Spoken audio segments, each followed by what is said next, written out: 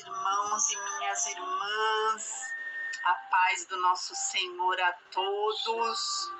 Mais uma quarta-feira em que nos reunimos como Igreja do Senhor, para falar um pouquinho mais sobre depressão, para que a gente venha se aprofundar nesse assunto, para que a gente possa ajudar, as pessoas que estão precisando de ajuda, para a gente vir exercer o papel que o Senhor nos chamou para exercer, ser a luz do mundo, o sal da terra, que a gente venha fazer a diferença, em nome de Jesus, Pai amado, Pai querido, mais um dia, Senhor, nos colocamos diante da Tua presença, Pai. Pai, em nome de Jesus, peço a Ti nesse momento, Pai, que o Senhor venha de encontro, Senhor, à minha vida. Perdoa, Senhor, os meus pecados, perdoa, Senhor, os meus erros e as minhas falhas. Me capacita, Senhor, neste momento. Me capacita como um vaso Teu, Senhor, para falar, Senhor, sobre a depressão, para falar, Senhor, sobre tudo aquilo que o Senhor ministrar no meu coração, em nome de Jesus. Prepara, Senhor, os nossos ouvidos, prepara, Senhor, os nossos corações, Pai, para receber, Senhor, o Teu alimento nessa tarde, Pai. Abre, Senhor, o nosso entendimento, a nossa compreensão. Tira, Senhor, a trave dos nossos olhos, em nome de Jesus, todos os tampões dos nossos ouvidos, Pai. Que nessa tarde, Senhor, nós possamos, Senhor, ouvir, Pai, e receber direcionamento de Ti, Pai. Vai, Senhor, de encontro a cada uma das minhas irmãs neste momento, Pai. Já te peço, Senhor, vai de encontro a todos aqueles, Senhor, que são atingidos e afligidos, Senhor, seja pela depressão, seja pelo síndrome do pânico, Pai, pela ansiedade, pelo toque, Senhor, em nome de Jesus, Pai. Vai, Senhor, visitando cada vida agora, Senhor. Vai entrando, Senhor, com a Tua providência, Pai. Vai curando, vai libertando, Senhor, em nome de Jesus. Vai restaurando, Senhor, a alegria, Pai. Dá ânimo, Senhor. Dá motivação, Pai, em nome de Jesus, Pai. Que elas possam ter, Senhor, o renovo vindo de Ti neste momento, Pai, em nome de Jesus. Vai lançando fora, Senhor, tudo aquilo que tem causado, Senhor, aflição, tudo aquilo que tem causado tristeza, tudo aquilo que tem trazido, Senhor, peso sobre a vida das pessoas, Senhor, que nesse momento, Senhor, em nome de Jesus, possa estar lançando fora, Pai. Vai retirando, Senhor, todo o mal da vida das pessoas, Senhor, em nome de Jesus. Traz, Senhor, traz a cura, Senhor. Traz, Senhor, a libertação, Pai. Traz o renovo, Pai. Em nome de Jesus. Restaura, Senhor. Restaura, Senhor, a Tua igreja, Pai. Venha ao nosso encontro, Pai, nos socorre nesse momento, Senhor, assim como o Senhor socorreu Pedro, Pai, naquele momento, e como tantas outras vezes que nós já lemos, Senhor, que o Senhor, quando as pessoas se chegam diante de Ti, Pai, quando elas querem ser, Senhor, tocadas por Ti, quando elas precisam de uma cura, quando elas precisam de uma libertação, o Senhor as toca, Pai, o Senhor dá ordem e imediatamente, Senhor, aquelas pessoas são curadas, são restauradas, são libertas, Pai, em nome de Jesus, que, Senhor, nessa tarde nós possamos viver isso aqui nesse propósito, Pai, em nome de Jesus, Pai, é o que eu te peço, pois eu creio que Tu é o mesmo Deus, Pai, que Tu não muda, que Tu, Senhor, tem prazer, Senhor, em nos curar, em nos saurar, em nos libertar, em nos salvar, Pai. É o que eu te peço, Senhor, nessa tarde, Paizinho amado e querido, em nome de Jesus. Amém? Glória a Deus. Hoje a gente vai começar o nosso propósito com um testemunho de uma querida e amada irmã aqui do grupo, da Kelly. Então eu peço que vocês ouçam com muita atenção o que a nossa irmã tem para nos trazer, para que a gente venha também poder estar compreendendo um pouco mais o que uma pessoa que está atravessando, a depressão sente, e para que a gente também venha se unir, em oração, em clamor pela vida da nossa irmã, para que ela venha saber que ela não está sozinha, que nós como igreja nós estamos uma de mão dada com a outra, O motivo que te faz sorrir é o mesmo que me faz sorrir, porém o motivo que te deixa triste também é o motivo que me deixa triste. Então que a gente venha entrar nessa guerra, nessa luta, junto com a nossa irmã. E eu tenho certeza que o Senhor vai conceder vitória, não somente a Kelly, mas todos aqueles que precisam, assim como Ele concedeu vitória na minha casa. Amém? Bom, cumprimento todos, né, com a paz do Senhor Jesus. Como Jana me disse, né, a gente não pode se calar, a gente tem que falar. Eu, particularmente, eu me sinto meio envergonhada de certas coisas que eu fiz. Eu tenho esse sentimento quando eu estou bem.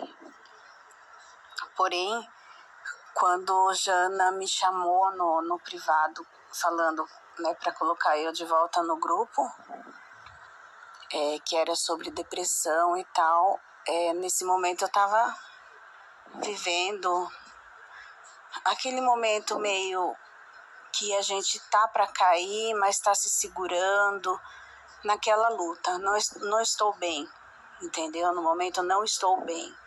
Estou extremamente ansiosa, cansada, depressiva, mas assim, como eu digo, é um dia de cada vez. E eu luto com isso. Eu acho que já faz uns 6 anos que eu descobri, né, a depressão, porque até então, para mim, eu sempre dizia no meu salão que depressão era a falta de não ter o que fazer, né? Que quando a gente se ocupa, a gente não tem tempo para essas coisas. E eu vou tentar resumir um pouco de como tudo começou e tudo que aconteceu já comigo, que não é pouca coisa. Né? Eu comecei a frequentar uma igreja perto da minha casa, onde eu me convertia, onde eu adorava ir. E através da minha vida, eu consegui levar o meu irmão, minha cunhada, minhas sobrinhas. E foi quando eu comecei a ver uma certa diferença na igreja e vi que o meu irmão começou a se afastar de mim, que a vida dele começou a ser mais aquela bitolação na igreja. E eu, como eu tenho um marido do mundo que bebe, é óbvio que ele não deixava, né? Eu não tinha como eu largar o meu marido para, por exemplo, ir para uma vigília e tal. E enfim. E foi começando a se afastar de mim. E eu com meu irmão, a gente sempre foi muito, muito unido. Muito mesmo. Eu costumo dizer assim que se meu irmão perdesse um braço, eu tiraria um meu tranquilamente e daria para ele. Só que daí o que aconteceu? Eu percebi, eu vou resumir, até pular uma parte, porque é uma parte que me dói muito, é falar da pastora dele, que por sinal eu luto diariamente, eu choro, eu peço para Deus tirar toda a raiva que eu tenho dela, e que eu creio que um dia eu vou conseguir, sabe, tirar, mas tá difícil. Falei, tá difícil, isso daí é uma luta minha também, sabe, entre, como eu digo, o anjinho e o diabinho que fica na minha cabeça. E daí eu se afastei e falei, não vou mais nessa igreja, vou mudar de igreja, porque eu não aguento ver os próprios familiares meus, que eu mesma trouxe, se afastar. E enfim, peguei e fui, e ele pediu que eu pedisse a bênção para a pastora. Eu falei que lá eu não ia voltar mais, mas se ela quisesse vir em casa, ela ia ser bem recebida e eu pedia. Resumidamente, falando rápido, a pastora veio aqui e contou tudo para mim, o que a minha cunhada tinha desabafado com ela contra mim, entendeu? Imediatamente eu vi que aquilo não era uma coisa de uma serva de Deus, né? Era para ela vir e falar, não, vamos resolver a nossa situação, né? A situação, porque vocês são família, você que trouxe eles e não sei o que, papapá. Isso é o que eu estava esperando. Mas não foi isso, pelo contrário, ela acabou colocando a gente mais um contra o outro. E foi daí que eu me afastei e acabei ficando, acho que muito tempo sem falar com ele. Daí até que veio, e nisso eu já me sentia sempre porque logo que ele se converteu, ele ligou para mim pedindo oração. Porque quando eu me converti, ele falou para mim pensar bem, né? Porque ser crente era um compromisso. E no fim, ele se converteu através da dor, porque daí ele pegou uma síndrome do pânico muito forte, onde ele não ficava sozinho em lugar nenhum. E ele me ligava a todo momento falando que estava com medo de morrer, de ter um infarto, e isso e aquilo. E eu ligava para minha pastora e falava: ai, pastora, pelo amor de Deus, vamos orar pro meu irmão. E eu chorava porque eu não aguentava ver ele daquele jeito, né? E eu ficava com ele sentado na praça porque ele não ficava sozinho na casa dele. Minha cunhada ia trabalhar e ele simplesmente não ficava sozinho. Então toda essa dor eu acompanhei de perto. E um dia eu falei para ele, eu falei para ele, né? Eu falei: olha, não adianta eu ficar orando, a pastora ficar orando, você também tem que buscar, né? Eu falei para ele. Ele começou a ir para a igreja. Eu, todo dia que ele me ligava, pedindo para mim orar para ele, eu me ajoelhava no chão. No meio do meu almoço, a hora que eu estava fazendo o almoço, eu chorava e eu falava: Senhor, o meu irmão não merece isso, ele não aguenta isso, passa para mim. Tudo essa dor, tudo isso que ele está tendo, essa doença, passe para mim, porque eu aguento, mas ele não. Enfim, daí a gente se separou, né? Voltando, se separamos, daí ficamos acho que 1 ano sem se falar, e eu falei, e eu comecei a frequentar outro ministério, estava muito bem no outro ministério, né?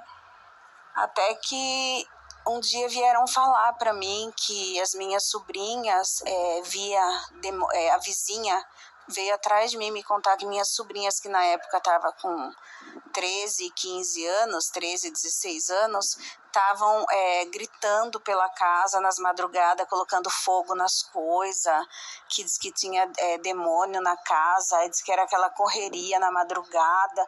Daí eles vieram falar assim: viu, seu irmão tá ficando louco lá na casa, você tem que fazer alguma coisa. Aquilo foi aí que começou. Que até então eu chorava, mas para mim eu chorava porque eu estava triste, mas eu já estava com depressão. Foi quando eu falei assim: bom, para mim ajudar o meu irmão, eu tenho que estar perto dele. Como que eu vou ajudar se eu não estou perto dele, né? Peguei e desci na casa do meu irmão e tentei conversar com eles. Só que a hora que eu cheguei lá, eu fui recebida assim, meio que tipo assim: ai, coitada, você tá louca, nós estamos ótimos. Sabe? Então tudo que eu falava, minha cunhada retrucava com palavra, como se eu não soubesse de palavra, né? Como se eu não soubesse das coisas de Deus e ela tivesse expert nesse assunto, entendeu? Então tudo ela me derrubava e faltava palavras na minha boca. E eu pensava em pensamento, eu falava: Senhor, é isso mesmo? Eu vou embora sem resposta.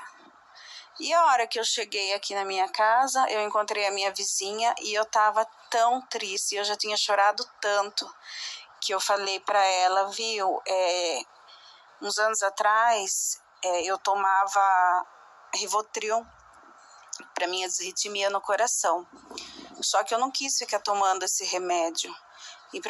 E eu tô precisando dele porque eu não tô conseguindo dormir, porque realmente eu tava muito perturbada. Eu acordava de noite, eu via gente sentado na cama, aquela luta espiritual, sabe? E daí a pessoa falou: não, eu tenho sim uma cartela, porque para mim não deu certo esse, e me deu. Isso foi numa sexta-feira. Daí essa pessoa me deu, eu tomei 2 comprimidos e fui dormir.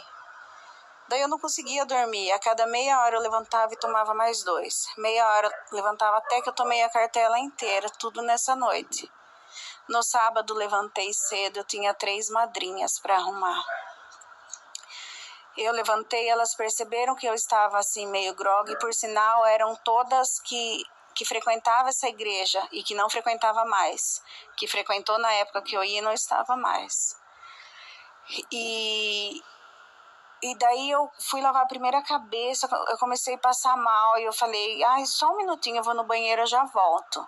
Só que a hora que eu cheguei no banheiro eu desmaiei e não acordei mais. E daí todo mundo vendo minha demora, que eu não ia, sorte que eu não tenho o hábito de fechar a porta do banheiro. A hora que o Leandro foi lá, eu estava desmaiada no chão. Esse foi o meu primeiro surto que eu tive. Daí foi quando o Leandro me levou na Santa Casa e daí eles deram a opção de tá me internando por causa disso, e o Leandro não deixou. E eu fiquei em casa, porque até sair do meu organismo todo esse remédio, levou mais de uma semana. Então eu ficava assim, dormindo, sonolenta. E nessa uma voz dizia na minha cabeça, se corta. Eu pegava um brinco que eu tinha, que era um peixe, e o rabo do peixe, e eu cortava o meu punho até sangrar. E eu enrolava fita para ninguém ver e colocava munhequeira, essas coisas. E uma vez, nessa mesma semana, eu peguei uma cinta e torci no meu pescoço. Daí me deu um sintoma, tipo um tremor, e eu desmaiei. Como a cinta não estava presa, então eu só desmaiei. Depois de um tempo eu acordei. Até que eu fui me recuperando. Só que assim, esses mesmos problemas continuaram a ficar ao meu redor e eu saber as coisas, e isso doía muito em mim. E daí eu frequentava já psiquiatra, psicólogo, e até que daí o psiquiatra me deu um remédio, Aprazolam. Nem lembro quantas miligramas, eu sei que era o mais forte, porque os outros não faziam mais efeito.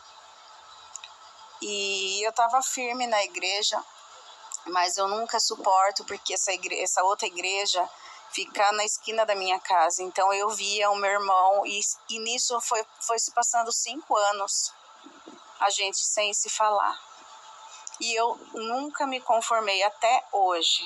Eu não me conformo com isso, mas eu aceito a vontade de Deus. Se foi essa, mas eu tenho certeza que ainda Deus vai mostrar para ele que ele está errado. Mas enfim, né? Eu falo, a gente tem que orar muito, porque o inimigo ele tá aí para derrubar. E daí chegou essa vez, eu ensaiava as crianças a dançar na igreja. E tinha o marido de uma irmã lá, que ele sempre fazia visita, e no fim do culto eu sempre conversava com ele. E a gente falava sobre batismo, e nesse dia, todo domingo eu ia e ensaiava as crianças, ia só eu com as crianças na minha igreja. E nesse dia, a hora que eu cheguei, foi um dia que eu marquei para mim morrer. Eu cheguei lá e estavam todos os irmãos que iam fazer uma oração de 40 minutos. Porque ia ter batismo de noite. E eu me ajoelhei para orar nesse dia. E eu não conseguia falar palavra nenhuma. E eu fiquei com um nó na garganta e eu não consegui nem ensaiar. E no meu carro já estava uma receita com 2 caixas de Aprazolam, nessa miligrama. E o Aprazolam, ele é um remédio que ele acalma, porque ele vai baixando os batimentos cardíacos até levar à morte, se tomar em excesso. E eu sabia disso. E a gente orou, e na hora de sair, o marido dessa irmã falou assim: quero ver você aqui de noite, hein? Quero ver você no meu batismo. E eu não consegui responder para ele que eu não ia, porque eu ia estar morta já, né? De noite. E peguei o carro e fui embora. E eu esqueci de virar na direita para onde é que tinha a farmácia. E mesmo assim, no meio do caminho, eu lembrei, voltei e subi. Cheguei na minha casa, fiz uma lasanha e falei pro Leandro e para as crianças, falei, olha, comam, porque eu tô com muita dor de cabeça, eu vou tomar só um Anador e vou me deitar, daí a hora que eu levantar eu almoço. E eu já tinha destacado uma cartela inteira na minha mão e na outra mão estava o meu anador, porque como o Leandro sabia que eu tinha essas coisas, esse negócio de tomar remédio, então ele meio que aqui fica ele que controla. E peguei e tomei.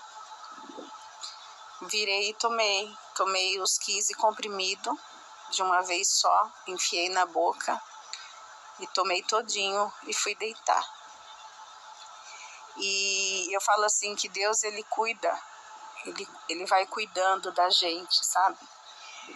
Porque eu tava meio assim brigada com o Leandro, porque o Leandro implicava muito comigo. O Leandro é meu marido, pra quem, né, não sabe. Ele implicava muito comigo por eu sofrer pelo meu irmão, que não tava nem aí comigo, entendeu? E eu peguei e fui deitar. Só que eu não sei, uma força maior sempre me levanta, me acorda, eu não lembro o que eu faço. E eu pegava os comprimidos, a outra cartela, destacava e ia no banheiro e tomava água do banheiro e ia tomando ele até que eu tomei a caixa inteira. Só que como eu estava muito grogue já nesse momento, acho que chegou a cair alguns comprimidos no chão, não sei, porque foi assim que descobriram que eu tinha. Porque daí o Leandro veio procurar e achou esses comprimidos. Resumindo, o Leandro, como ele estava brigado e meu marido não é muito fácil, ele deixou. E isso eu tomei os comprimidos, era 11 horas no domingo. E no outro dia, o Leandro me acordou e falou que estava indo trabalhar, para mim levantar. E como eu não tinha forças para levantar, eu peguei o celular e fiquei tentando avisar a minha irmã, para minha irmã vir cuidar da Maria Eduarda, né? E eu não conseguia nem falar nem nada, então eu acho que foi batido algumas fotos do teto, sabe? Foi tudo assim, porque eu não sabia o que eu estava fazendo.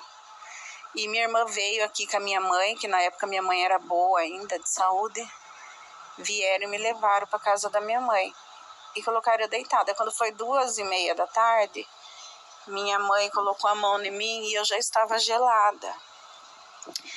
E minha mãe ficou nervosa e ligou para minha irmã e falou assim: viu, a Kelly não tá acordando, eu tô chamando, e ela não tá acordando. E o pé, a perna dela tá super gelada e ela tá coberta e tá calor. O que eu faço? Daí minha irmã falou: eu vou mandar uma amiga minha aí para ajudar você. Daí você leva ela na Santa Casa. Daí me levaram para Santa Casa. Daí me levaram na Santa Casa, né? Daí a hora que eu cheguei lá, a minha pressão tava 4. E daí eu tive 2 paradas cardíacas lá. E o enfermeiro falou, né? Falou pra minha mãe: ó, senhora, se a senhora tivesse demorado meia hora, sua filha não teria sobrevivido. E eu tenho, assim, imagens, porque daí eles injetaram muitas coisas em mim. Nossa, meu braço ficou todo machucado. E eu tenho uma imagem, igual a irmã Débora estava contando, né? Que ela falava: seu avô tá assim. Eu tinha imagens da minha sogra na porta da sala lá que eu tava, de emergência, gritando: mas por que você fez isso? Você quer matar todo mundo? De novo você fez isso? E eu olhava aquilo e, tipo, meio que não entendia nada, porque eu tava muito, né, dopada. Daí, diz que meu irmão, eu olhei pra cima, meu irmão tava na minha cabeceira, sabe? E o médico e os enfermeiros aplicando as coisas. Daí meu irmão disse que começou a orar. Daí diz ele, como a irmã disse também, que acho que foi a Jana que falou que tudo é demônio, E diz ele que começou a orar e o meu pé começou a se atrofiar. E ele ficou com medo e parou. E, enfim, dessa vez que aconteceu isso, eu acho que foi a pior vez de todas que teve, porque dessa vez eu cheguei bem perto, mas eu creio que Deus, ele sempre tá, por exemplo, no momento em que caiu os comprimidos, é obra dele, sabe? Tudo isso eu creio que é. E dessa vez eu sofri muito, eu fui em muitos psiquiatras, o Leandro quase não conseguiu impedir, ele teve que até assinar um termo de responsabilidade de estar me levando para casa, porque eles não, falou que não, que dessa vez não iria poder levar, e ele falou, não, internar ela eu não vou. E levou, e a partir dessa vez foi que o meu marido começou a ver a gravidade, que ele começou a enxergar sobre depressão. E vira e mexe, eu tenho esses surtos, eu começo a me sentir fraca, daí eu não consigo mais me olhar no espelho, daí eu não tenho muita força para trabalhar, parece que eu faço um cabelo, eu já fico cansada, sabe? E vou pedindo para Deus, mas a gente se sente tão fraca, a gente se sente tão nada, que se pede, mas parece que assim não tem validade, sabe? Não sei explicar para vocês.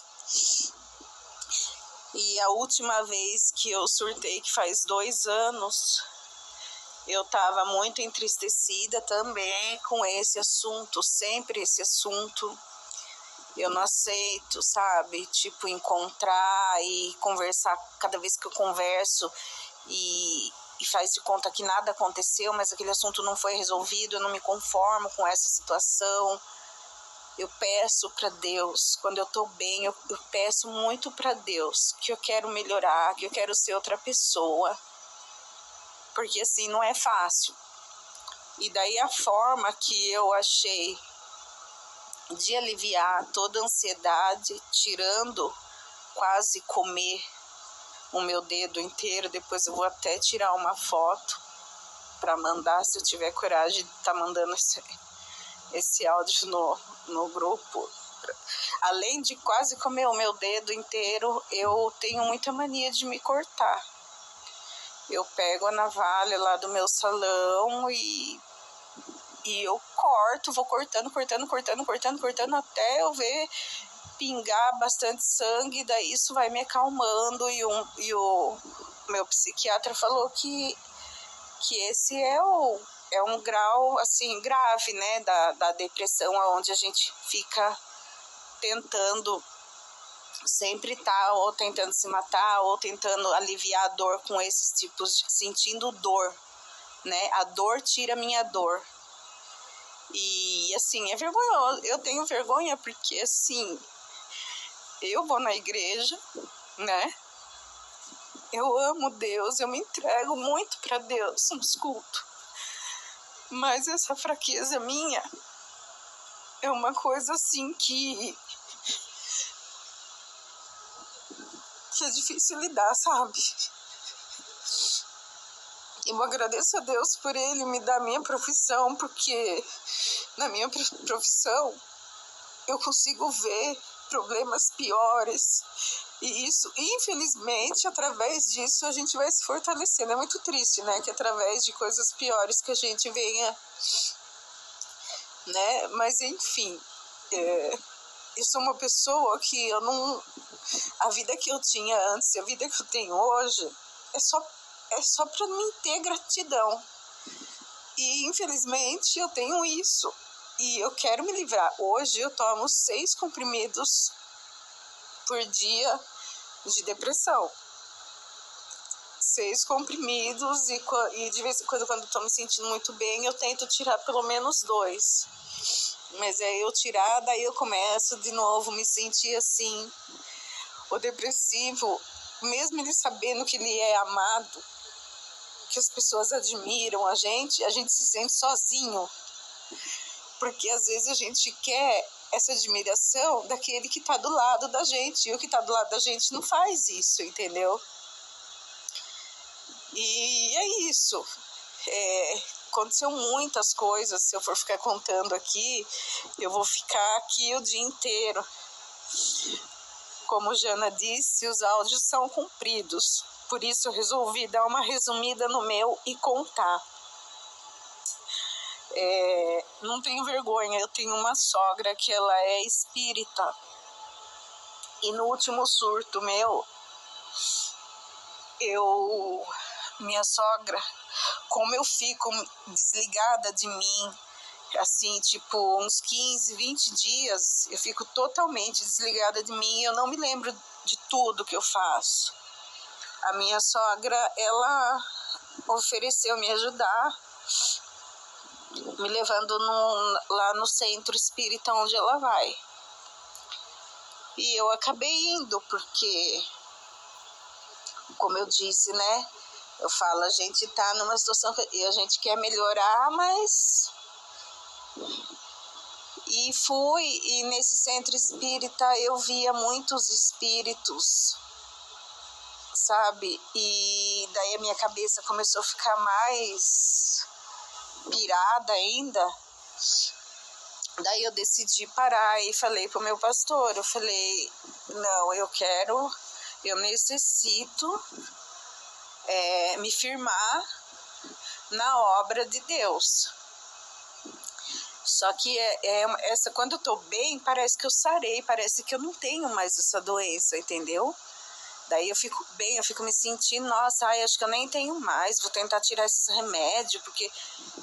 Mas daí, de repente, do nada, como a Vivian disse, do nada ela é silenciosa. Quando você vê, você já tá com aquela fraqueza e aquilo já vai se manifestando, entendeu? Eu, quando tô assim, eu fico obcecada em ficar me cortando. Eu não penso em outra coisa, é só nisso que eu fico pensando, em como eu vou esconder os cortes, em como eu vou... E assim, né, tô firme, né, tenho Deus comigo, mas eu acho que eu sou uma pessoa meio fraca, né? Então eu queria pedir para todo mundo que orasse, né, me ajudasse em oração, porque eu queria muito melhorar, eu queria muito não ter mais isso, não ficar mais ruim, mas é aquela luta diária. Todo dia, a hora que eu acordo, eu falo, nossa, passei bem ontem, obrigado, Senhor, muito obrigado. E é isso. Desculpa ficar chorando, mas quando eu falo nessas coisas, eu ainda não tô tão boa. E acho que tudo é encaminhado por Deus, por Jana vir me chamar nesse momento que eu tô, vamos dizer, mal, né? Algum propósito Deus tem. Eu tenho certeza disso. E é isso. Fica todo mundo na paz do Senhor. E que Jesus nos proteja e nos dê força a cada dia. No dia de hoje foi para que a gente viesse falar um pouquinho mais a respeito dos sintomas da depressão. A gente já conversou a respeito disso, né? Que a depressão, ela é uma doença crônica, recorrente, e que os seus sintomas, eles são silenciosos, né? Então, muitas das vezes é difícil se ter o diagnóstico, né, da depressão. É difícil se diagnosticar de uma forma objetiva, já que os sinais da depressão podem ser confundidos com outros problemas, né? E até mesmo com uma fase de muito estresse. Então a gente vai aprender um pouquinho mais a reconhecer os sinais, para que a gente possa ter um olhar mais clínico, para que a gente possa estar atento, né, aos diversos sinais que essa depressão ela vai demonstrando na vida das pessoas, né? Para que a gente venha estar reconhecendo os sinais, para que a gente possa ajudar a quem essa doença tem afetado.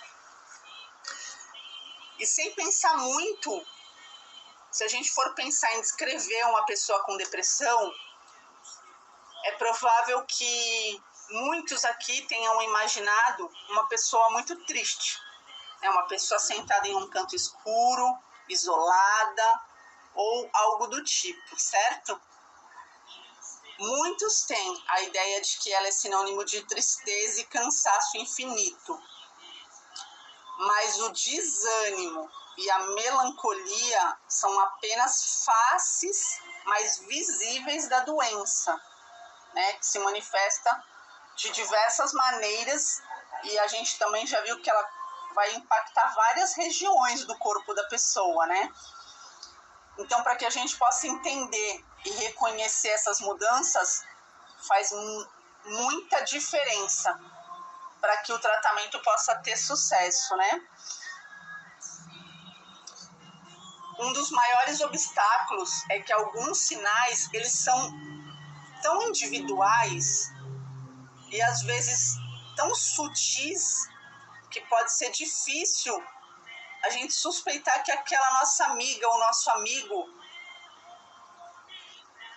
que pouco se assemelha, né, com o perfil de uma pessoa deprimida, esteja precisando de ajuda. Ainda mais porque essa é uma condição que, infelizmente, ainda é cercada de tabus e mitos, né, que atrapalham a busca pelo diagnóstico correto. Mas a boa notícia é que o Senhor nos deu a oportunidade, né, de toda quarta-feira a gente estar se reunindo aqui, para que a gente possa aprender, para que a gente possa falar mais um pouco sobre a depressão, para que a gente possa ajudar aqueles que precisam ser ajudados, né, em nome de Jesus.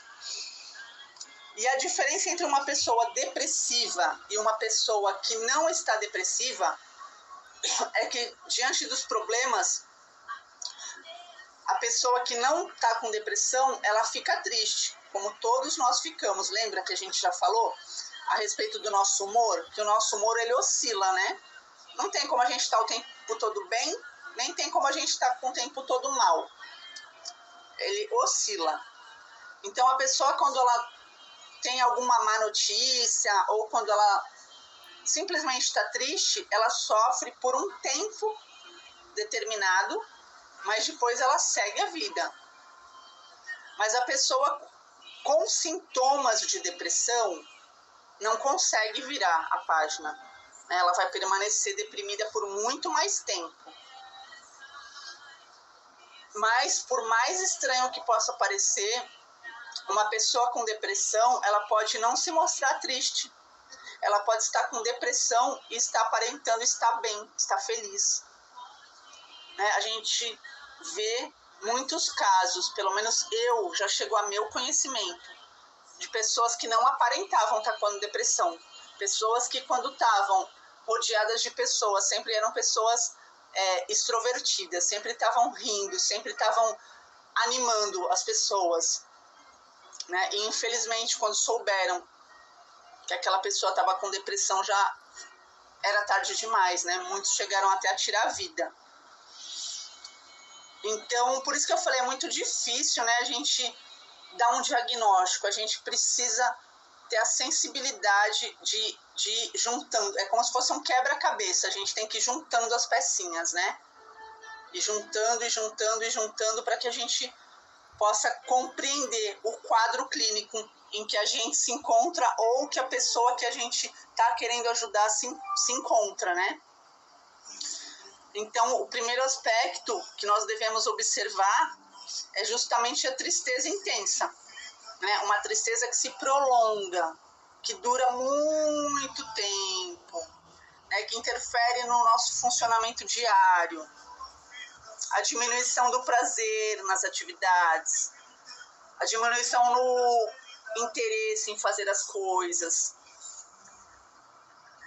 pessoa pode ou não ter sintomas de ansiedade e medo. Ter crise de ansiedade, né? Então, esses sintomas, eles podem flutuar ao longo do dia. Isso quer dizer que a pessoa não precisa estar se sentindo, né, sentindo isso o tempo todo, durante todo o dia. É comum, principalmente em casos mais graves de depressão, que exista uma flutuação, que na psicologia se dá o nome de circadiana. Por quê? Porque de manhã os sintomas são piores, sempre são piores, e ao entardecer os sintomas melhoram.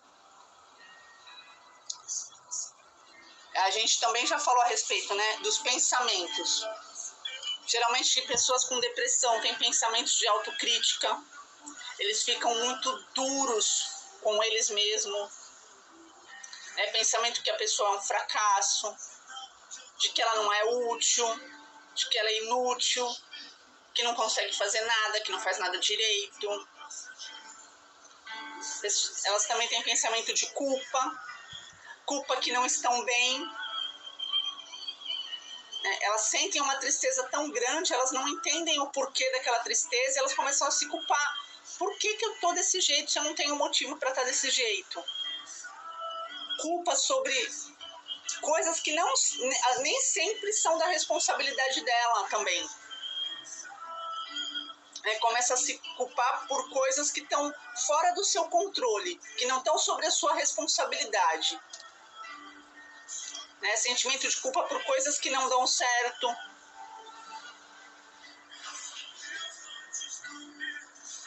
Também apresentam pensamentos de desesperança.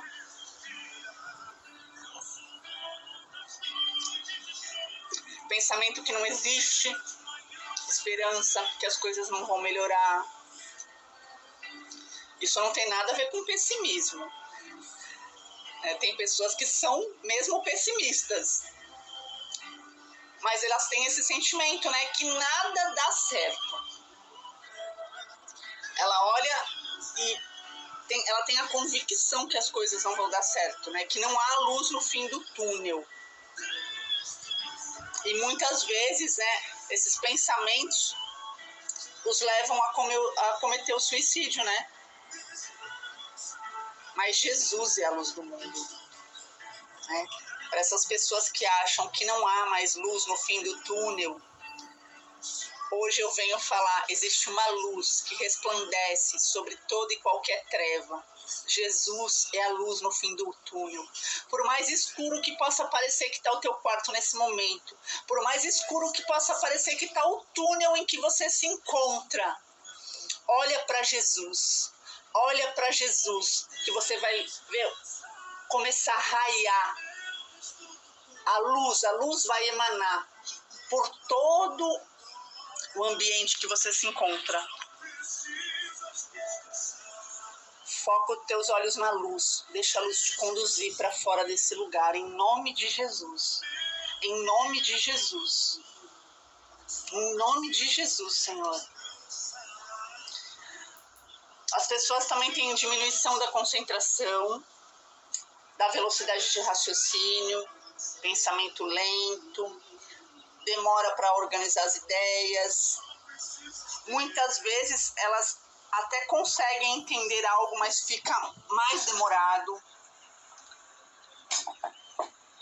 A pessoa demora a te responder, ou até mesmo esquece aquilo que ela estava te respondendo. Algumas pessoas chegam a afirmar que é como se elas tivessem uma neblina mental. Como se ela tivesse... Você já pegou estrada com neblina? Você não consegue enxergar, né, direito, ainda mais quando é aquela neblina densa.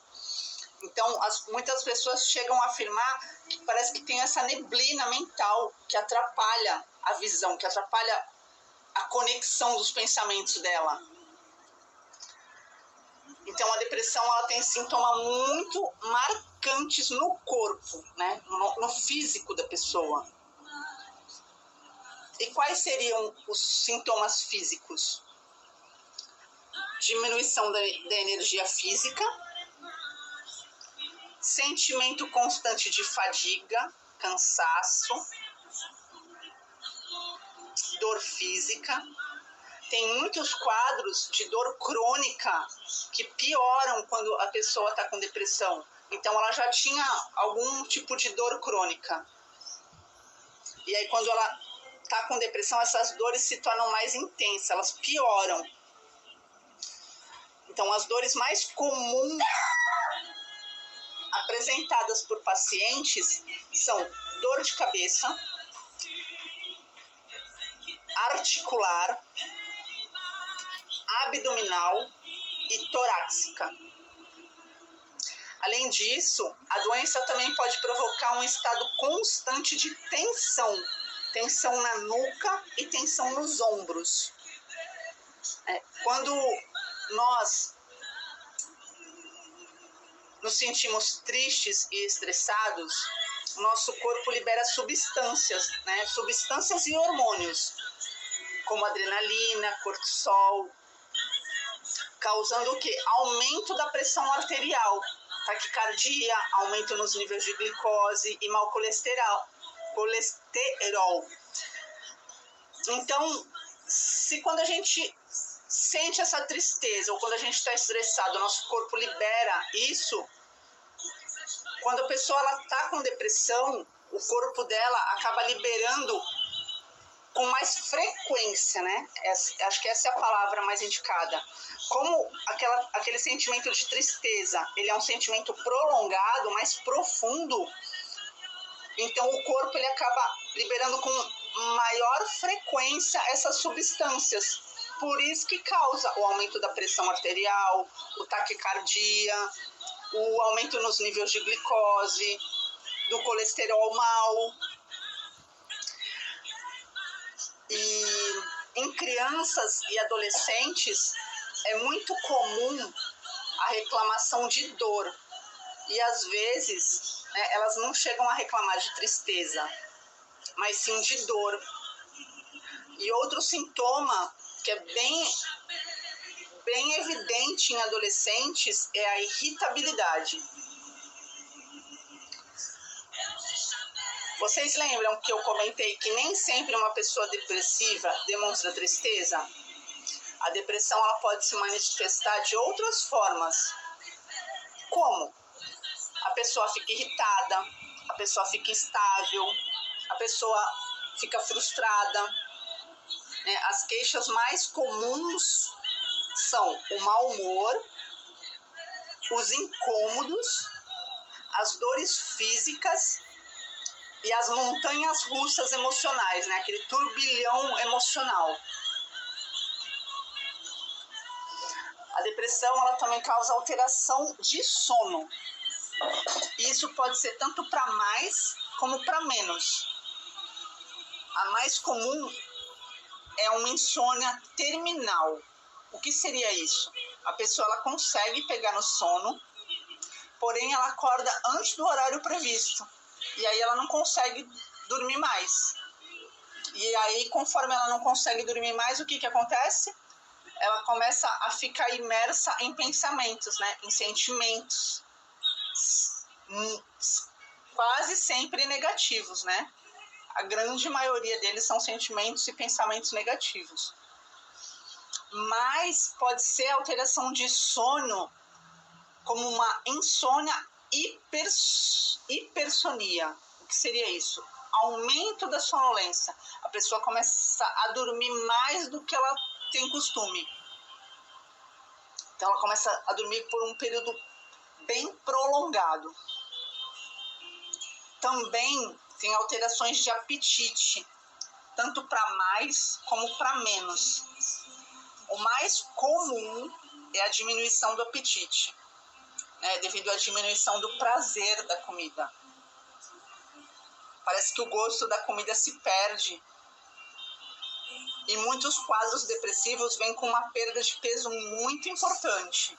Por quê? Porque a pessoa não consegue se alimentar, ela tem o seu apetite diminuído, ela já não sente mais prazer em comer.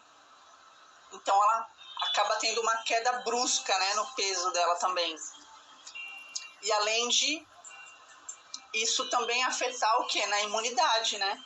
Na imunidade do corpo da pessoa. Mas em outros casos, também pode haver aumento importante do apetite. A pessoa começar a comer mais do que ela costuma comer.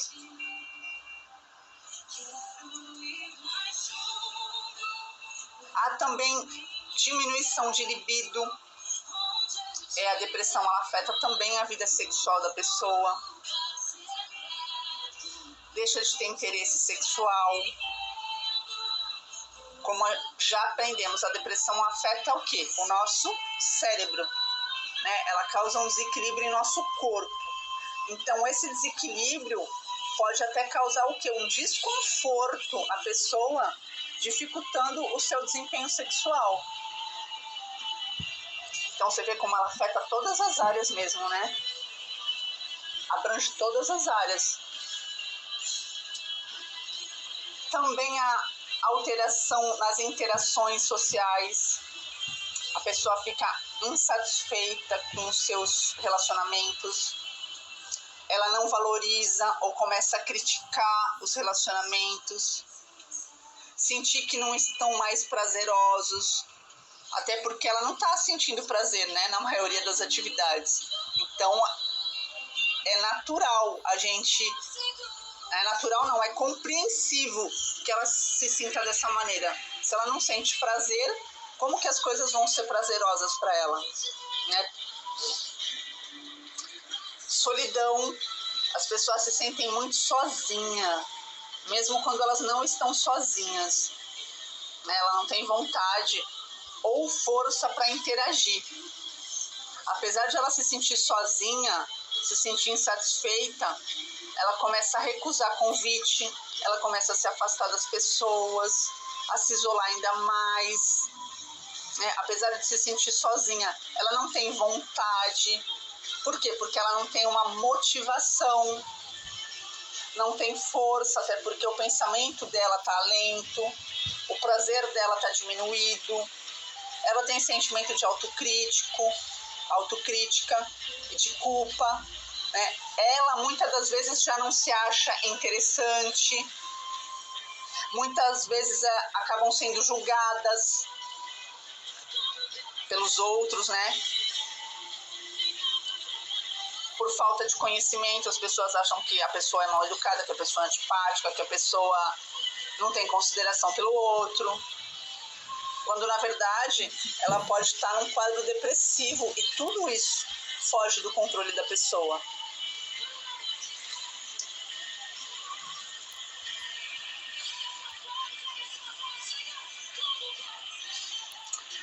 E hoje o que eu trouxe para complementar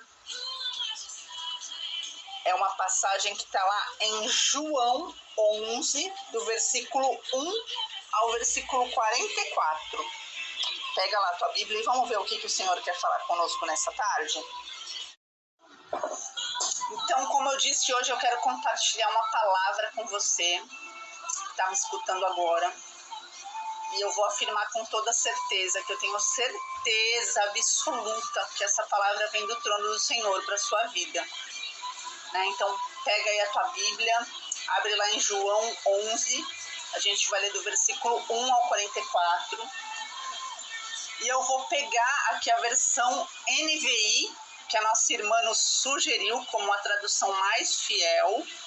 Então, se você puder, pega a visão também, abre aí a sua Bíblia, se você puder, na versão NVI. Mas se você não tiver também, glória a Deus, abra na versão que você tem, ou escute que eu vou ler o que o Senhor trouxe para nós nessa tarde, amém? Eu peço que você preste bastante atenção a essa passagem, tá? Então, João 11, versículo 1 ao 44.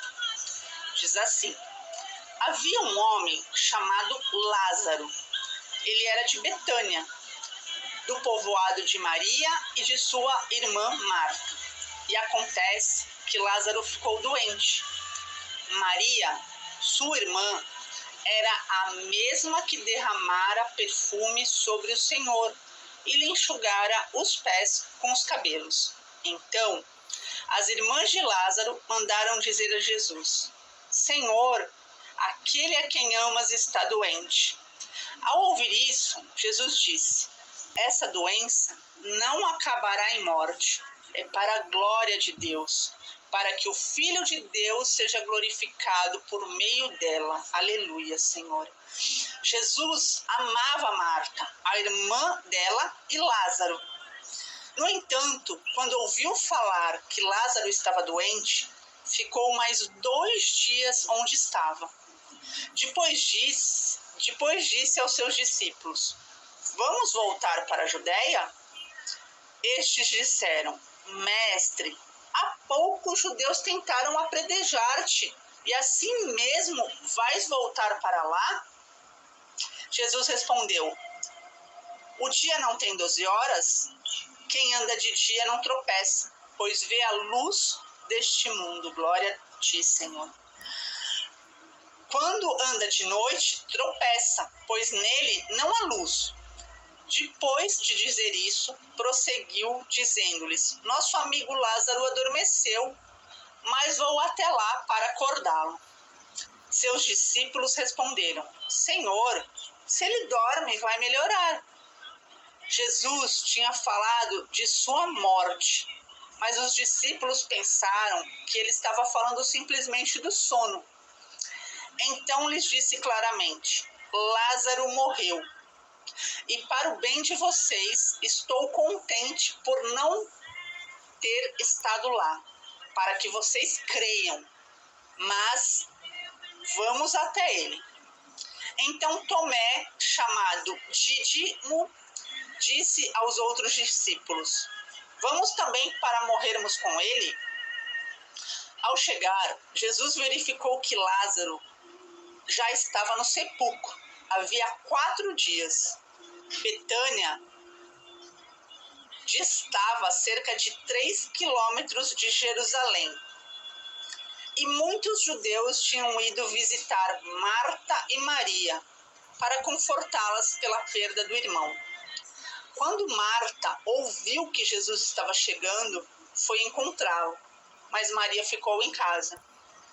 Disse Marta a Jesus: Senhor, se estivesse aqui, meu irmão não teria morrido. Mas sei que mesmo agora, Deus te dará tudo o que pedires. Disse-lhe Jesus: O seu irmão vai ressuscitar. Marta respondeu: Eu sei que ele vai ressuscitar na ressurreição, no último dia.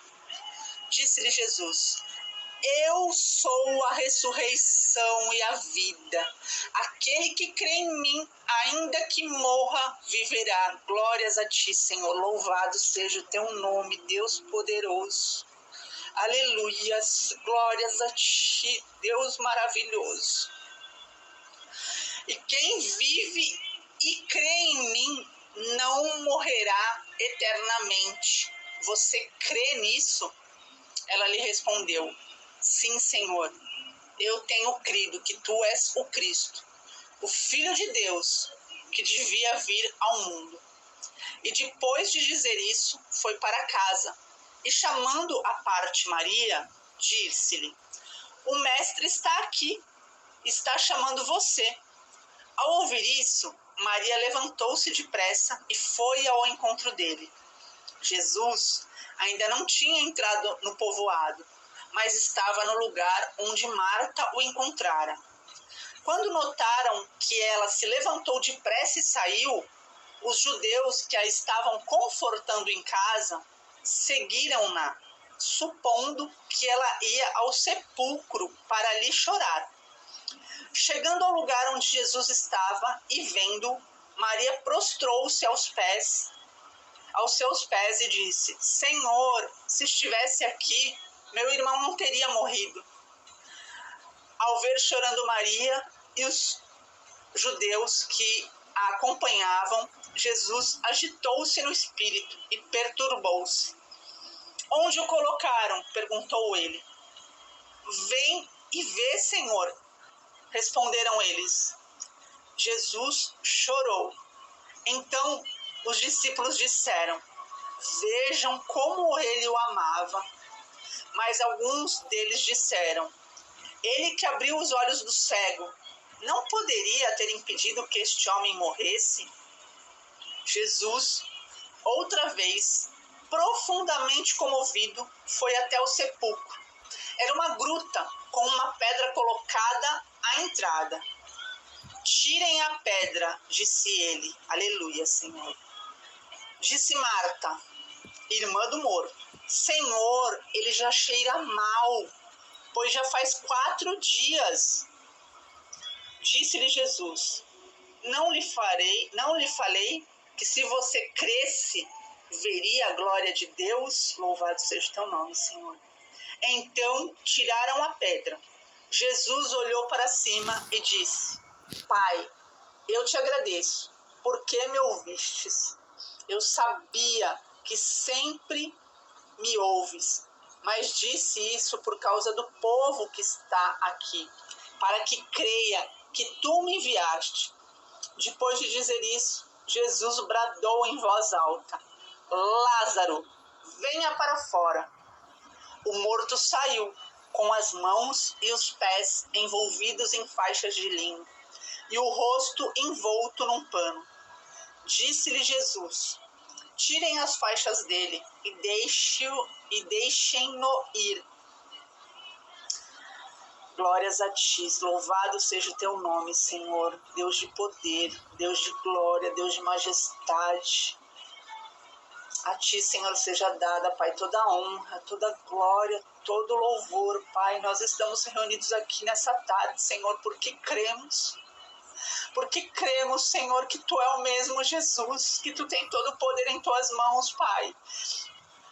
Eu creio, Senhor, eu creio. Agora que a gente acabou de ler a passagem, né, eu vou resumir para vocês. Lázaro, ele adoeceu. E essa doença o levou à morte. E Jesus, quando chegou ao local, né, onde Lázaro havia sido enterrado, a irmã dele diz a Jesus: Senhor, o Senhor demorou tanto, agora já não há mais o que fazer. Já fazem 4 dias que ele morreu, já cheira mal, já está em decomposição. E ao olhar a sua situação hoje, minha irmã, meu irmão, talvez hoje você possa estar se olhando com os olhos de Marta, ou até mesmo se sentindo como Lázaro. Como assim, Vivian? Aos teus olhos, aos olhos de Marta, já não havia mais esperança. Já era o fim, já não tinha mais nada o que fazer. O corpo de Lázaro já estava em decomposição. E hoje, você chegando aqui hoje, talvez você esteja com esse mesmo olhar. Já não há mais esperança para mim. Eu já tentei de tudo. Não tem mais jeito. Não tem mais jeito para essa situação. Não adianta mais. Já faz tanto tempo. Por quê? Por quê? Por que que o Senhor não chegou antes? Pois eu já estou me sentindo, Senhor, morta. Não tenho mais alegria, não tenho mais força. Tudo foi embora, Senhor. Meus sonhos foram roubados. Eu já sinto que não há mais vida em mim. Eu já estou tanto tempo, Senhor, nessa gruta, que eu já até me acostumei, Senhor, com essa gruta.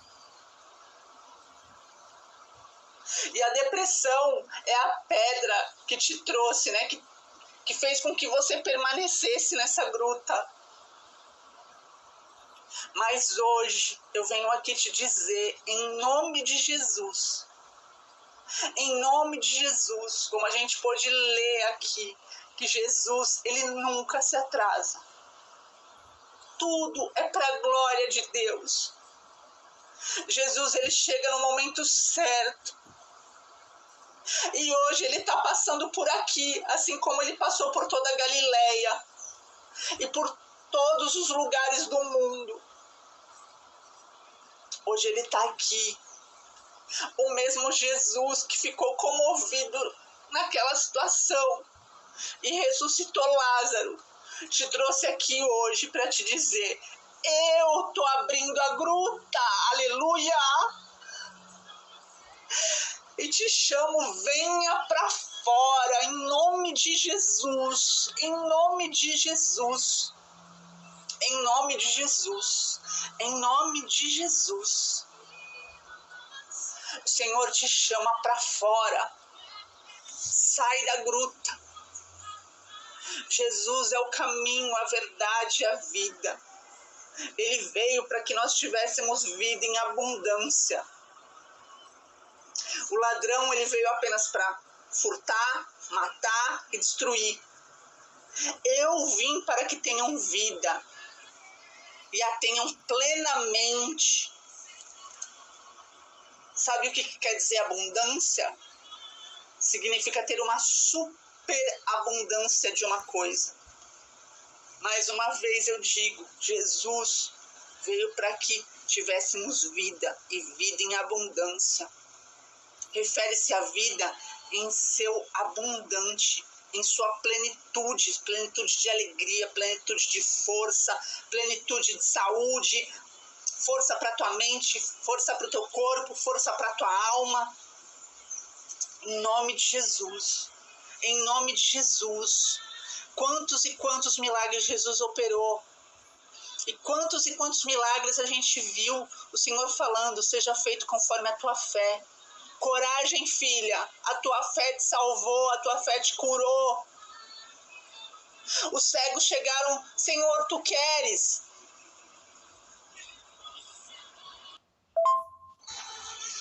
Cego não, Senhor, oh Jesus, misericórdia. O leproso chega ali e pergunta: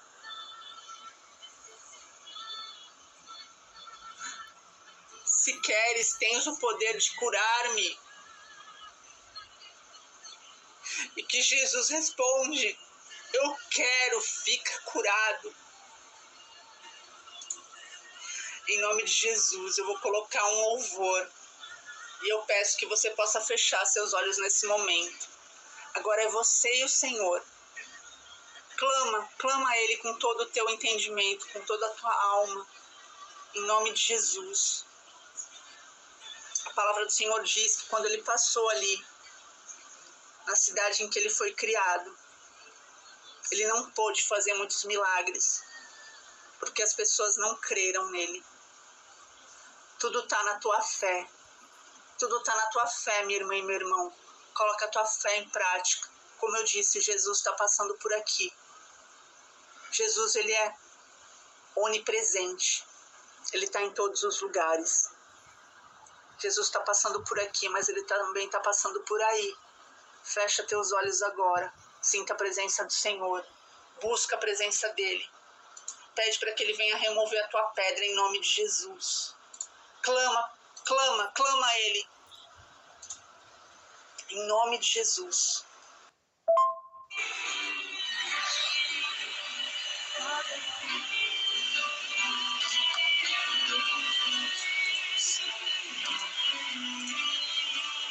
Mestre, eu preciso de um milagre.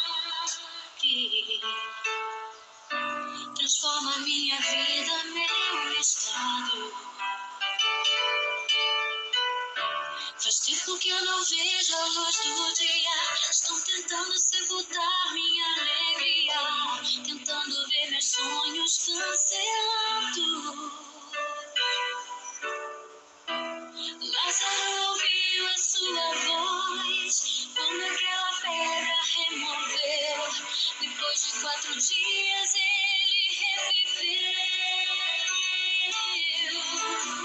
Mestre, não há outro que possa fazer aquilo que só o teu nome tem todo o poder. Eu preciso tanto de um milagre. Remove a minha pedra, me chama pelo nome, muda a minha história, ressuscita os meus sonhos, transforma minha vida, me faz um milagre.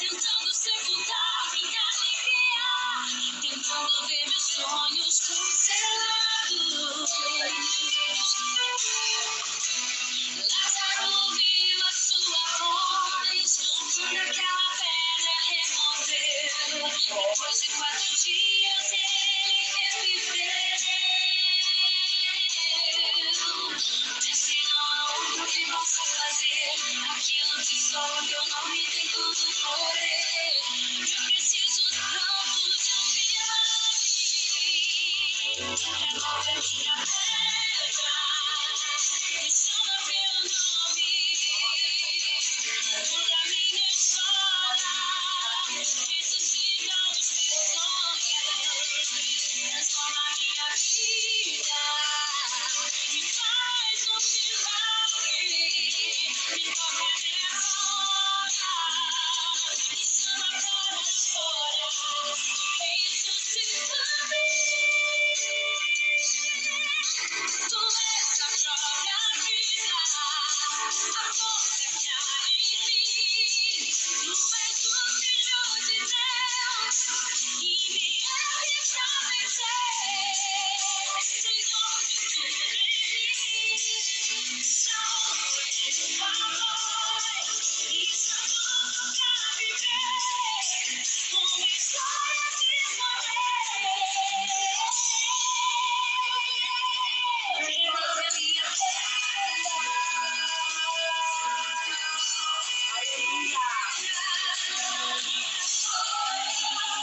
Ressuscita os teus sonhos. Transforma minha vida.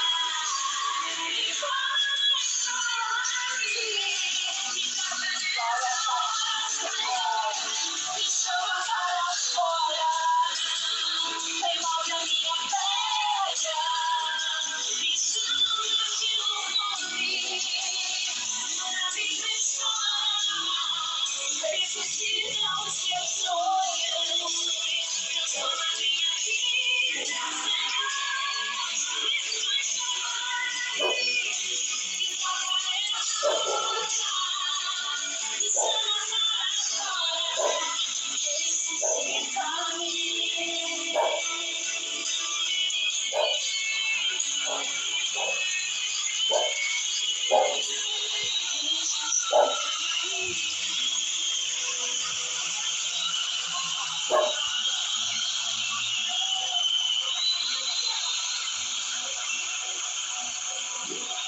Remove a minha pedra, me chama pelo nome. Remove sim a pedra, Senhor. Muda as histórias nessa tarde, Senhor. Ressuscita os sonhos, Pai. Transforma as vidas, Senhor. Trazendo vida, Pai. Ressuscita, Senhor. Opera teu milagre nessa tarde, Senhor.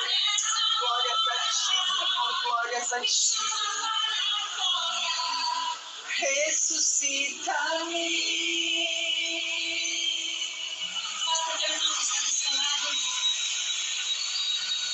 Deus quer que você viva uma história de poder nesse tempo. Faça a diferença, querido. Aleluia. Senhor, nessa tarde, muda a tua história. Creia em nome de Jesus. Tudo é pela nossa fé. Tudo é pela fé. Busca, busca, busca com intensidade. O Senhor te chamou para fora. Não perca essa oportunidade. Em nome de Jesus. Que o Senhor possa abençoar a vida de cada um. Que o Senhor possa trazer, em nome de Jesus, o renovo. A vida nova, aleluia, Senhor, da vida nova, Senhor, nessa tarde, a cada um que necessita de vida, Pai, em nome de Jesus, amém? Glória a Deus.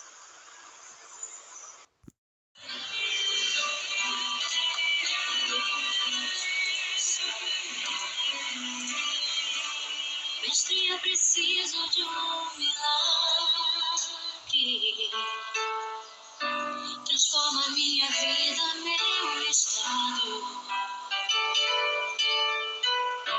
Faz tempo que eu não vejo a luz do dia. Estão tentando sepultar minha alegria, tentando ver meus sonhos cancelando. Lázaro ouviu a sua voz quando aquela pedra removeu. Depois de 4 dias ele reviveu. Mestre, não há outro que possa possa fazer aquilo que só o teu nome tem todo o poder. Eu preciso tanto de um milagre.